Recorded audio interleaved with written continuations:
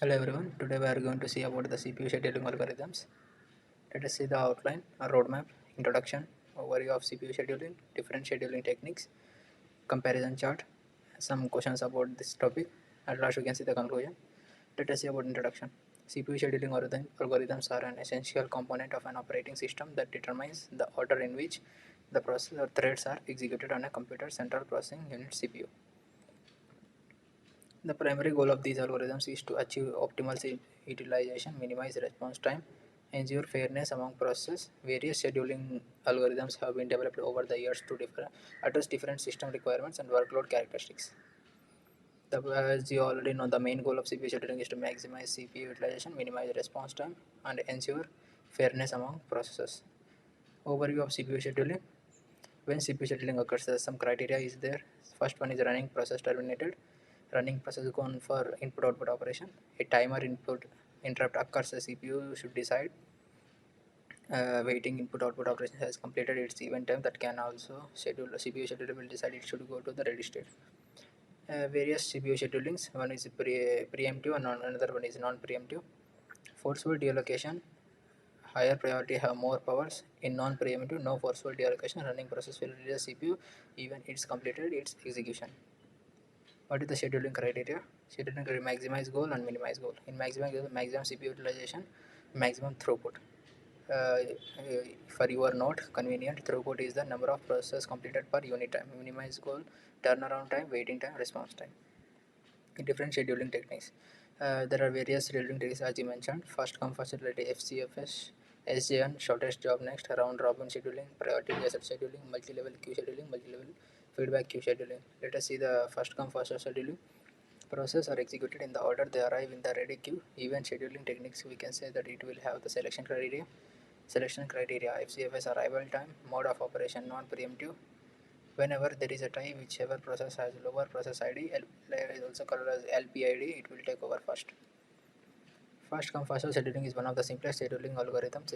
While it has some advantages, it also with fair share of disadvantages.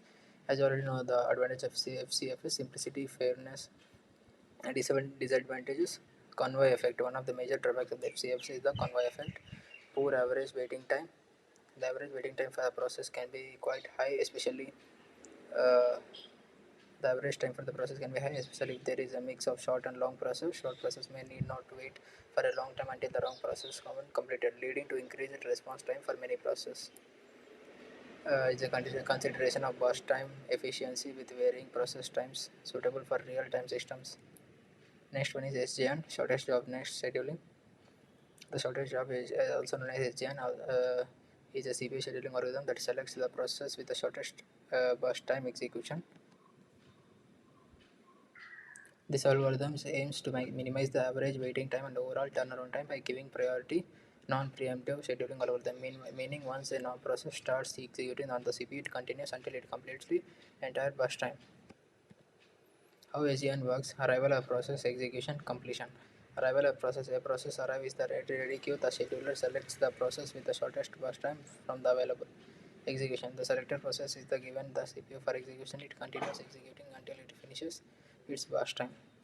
Completion: once the process completes, the scheduler selects the next process with the shortest burst time from the remaining process in the ready queue. Advantage of ASEAN: minimize waiting time, efficient utilization, ideal for batch systems. Disadvantage of ASEAN scheduling: starvation, prediction challenges, susceptible to convoy effect, not suitable for interactive systems. ASEAN scheduling can be highly effective in specific scenarios where past times are predictable. Process terminate. However, in real world scenarios with the dynamic workloads and efficient, other scheduling algorithms like round robin or priority based scheduling may be round robin scheduling. Process is given in a fixed time slice, like it is a time quantum to execute before being processed. Round robin scheduling is a CPU scheduling algorithm that is commonly used in time sharing systems and environments where multiple processes or tasks share the CPU. It is a preemptive scheduling algorithm, meaning the each process is fixed time quantum time slice, like it is mentioned in if it is time quantum q is given for 5 seconds, the process will terminate after 5 seconds only. And to back the ready queue, the next process in the queue is then selected to run for the next time quantum, and the process continues in a cyclic manner. Advantages of round-robin scheduling: fairness, responsiveness, suitable for time-sharing systems, better for multitasking, preemption.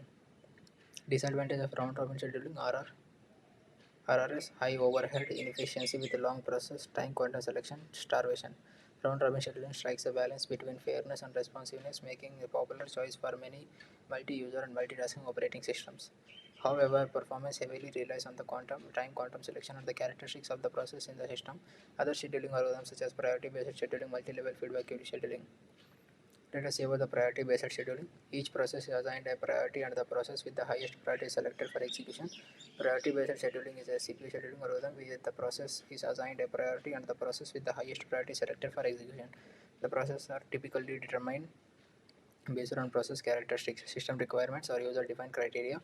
Processes with higher priority get preference over those with lower priority, and they are scheduled to run on the CPU ahead of lower priority process.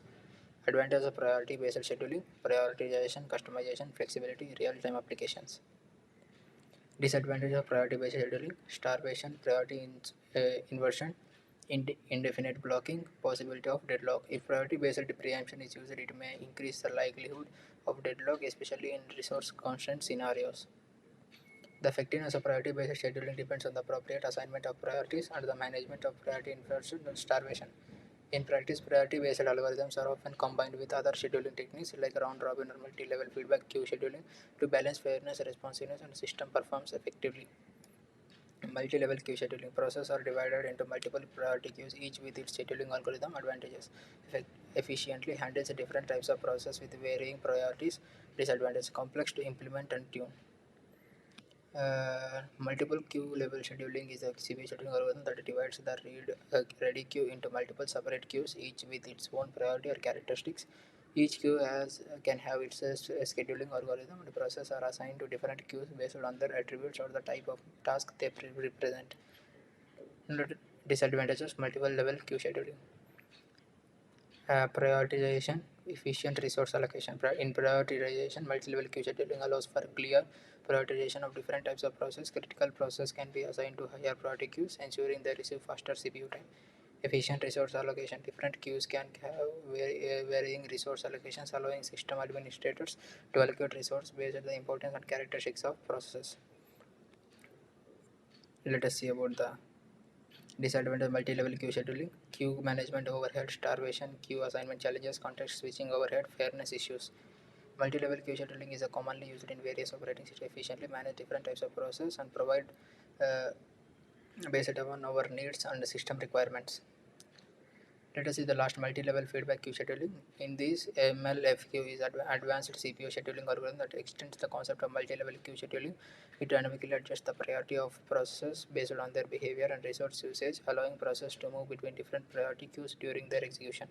MLFQs aims to combine the different advantages of multiple queue scheduling algorithms and adapt to varying burst time characteristics.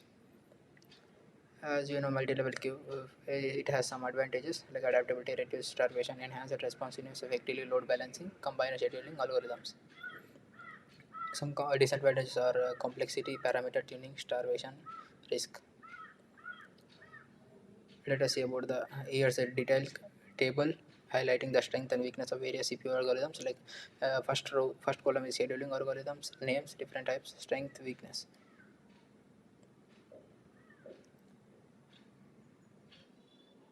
Let us see the choosing the right conclusion. Choosing the right CPU scheduling algorithm depends on the system's requirements and workload characteristics. Well-designed CPU scheduling algorithm can significantly improve system performance and user experience. Understanding the trade-offs between efficiency and fairness is crucial in selecting the appropriate algorithm.